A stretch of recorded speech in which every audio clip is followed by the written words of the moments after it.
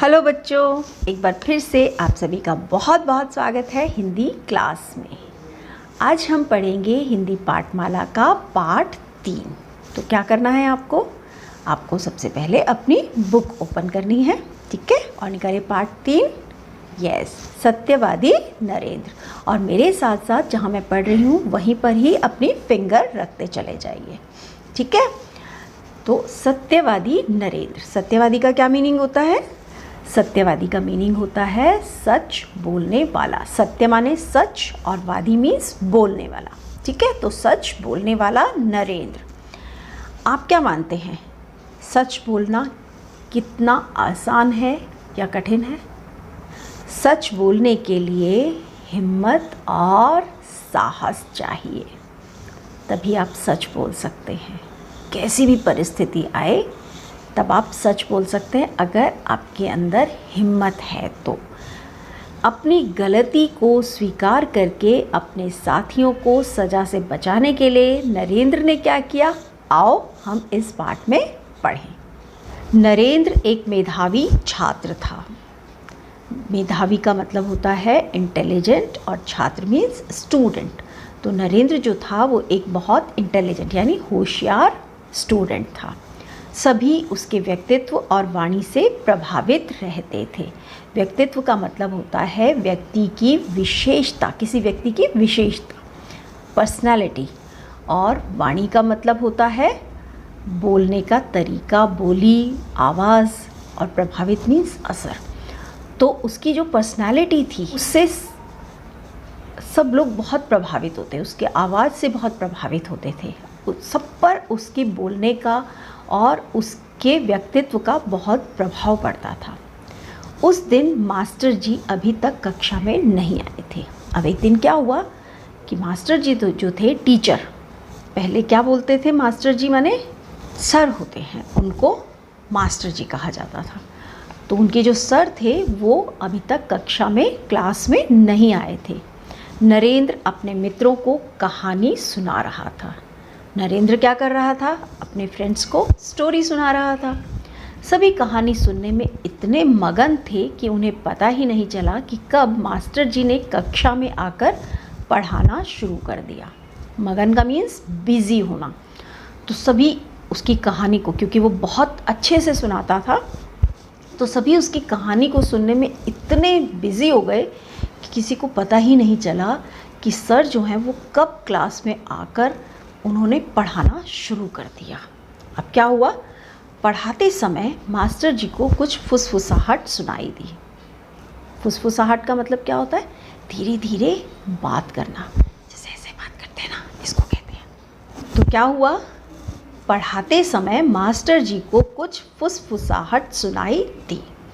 जब सर पढ़ा रहे थे तो उनको धीरे धीरे कुछ आवाज़ें सुनाई दी कि कोई बात कर रहा है। कौन बात कर रहा है, मास्टर जी ने पूछा। ऐसे ही बोलते हैं ना टीचर्स, मैं भी ऐसे ही बोलती हूँ ना आपको। उन्होंने, सर ने भी ऐसे ही पूछा, कौन बात कर रहा है। कुछ छात्रों ने नरेंद्र और उसके मित्रों की ओर इशारा कर दिया। अब बात कर रहा था नरेंद्र, तो आप सब लोग से जब पूछते हैं टीचर तो आप बता देते हो ना कि कौन बात कर रहा है। तो ऐसे ही कुछ जो स्टूडेंट्स थे उन्होंने नरेंद्र और उसके फ्रेंड्स की तरफ इशारा कर दिया कि ये बातें कर रहे हैं।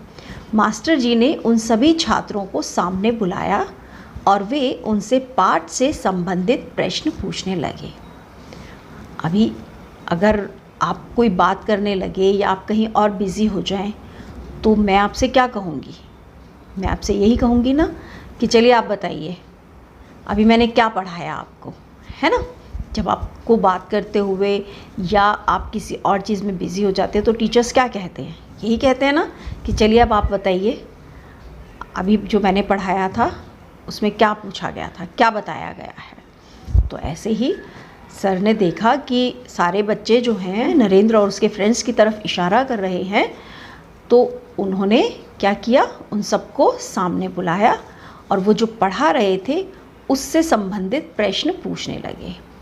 कोई भी छात्र उत्तर ना दे सका, कोई भी स्टूडेंट नहीं बता सका कि उसका आंसर क्या होना चाहिए। मास्टर जी ने वही प्रश्न नरेंद्र से पूछा। जब नरेंद्र से पूछा गया तो क्या हुआ, नरेंद्र ने तुरंत सही सही उत्तर दे दिया। मास्टर जी को विश्वास हो गया कि नरेंद्र पाठ पर ध्यान दे रहा था और बाकी के छात्र ही बातचीत कर रहे थे। तो क्या हुआ कि सर को ये विश्वास हो गया, ये भरोसा हो गया कि नरेंद्र जो है वो तो पढ़ रहा था, क्योंकि उसने उसके आंसर दे दिए। सर ने जो पूछा उसका आंसर दे दिया उसने। तो इसलिए सर को क्या लगा कि नरेंद्र तो पढ़ रहा था और बाकी के जो स्टूडेंट हैं वो ही बात कर रहे थे। उन्होंने उन सभी छात्रों को बेंच पर खड़े हो जाने की सज़ा दे दी। क्या कहा कि सब बेंच पर खड़े हो जाओ, उनको पनिश कर दिया। वे छात्र एक एक करके बेंच पर खड़े होने लगे। जब सर ने पनिश किया तो क्या हुआ कि सारे बच्चे जो बातें कर रहे थे या नरेंद्र के साथ में थे वो सब के सब बेंच पर खड़े होने लगे। नरेंद्र भी आगे बढ़कर बेंच पर खड़ा हो गया। अब जब नरेंद्र ने देखा कि सब बच्चे जो हैं वो सब बेंच पर खड़े हो गए हैं तो नरेंद्र भी आगे बेंच पर खड़ा हो गया, क्योंकि नरेंद्र ही उनको कहानी सुना रहा था। तो मास्टर जी बोले, तुम बैठ जाओ नरेंद्र, तुमने कुछ नहीं किया है।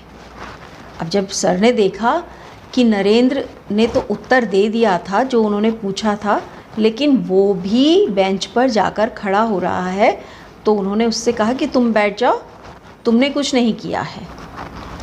नरेंद्र बोला, नहीं गुरुजी, मुझे भी बेंच पर खड़ा होना होगा, क्योंकि मैं ही था जो इन सभी से बातें कर रहा था।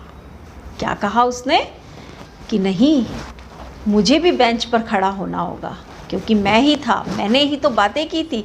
सारे बच्चे जो थे वो मेरी ही बातें सुन रहे थे, मैं ही इनसे बातें कर रहा था। मास्टर जी नरेंद्र की सत्यवादिता से अत्यंत प्रभावित हुए। सर ने जब देखा कि नरेंद्र ने सच सच बता दिया है तो वो उसके सच बोलने से बहुत, अत्यंत का मतलब बहुत ज़्यादा प्रभावित हो गए, असर पड़ा सर पर। और उन्होंने क्या कहा, नरेंद्र, तुम में सत्य बोलने का साहस है। अब अगर नरेंद्र चाहता तो वो कह सकता था कि भाई मैं चाहे बातें कर रहा था लेकिन मैंने तो आंसर दे दिया, अब मुझे क्या ज़रूरत है, तुम्हें ध्यान रखना चाहिए था। लेकिन उसने सच बोला कि मैं ही बातें कर रहा था, ये मेरी ही बातें सुन रहे थे। तो सर ने क्या कहा कि तुम में सत्य बोलने का साहस है, तुम आगे चलकर अवश्य ही एक महान व्यक्तित्व बनोगे। यानी तुम जब बड़े होगे तो तुम एक बहुत बड़े व्यक्ति बनोगे। वही नरेंद्र बड़े होकर स्वामी विवेकानंद कहलाया।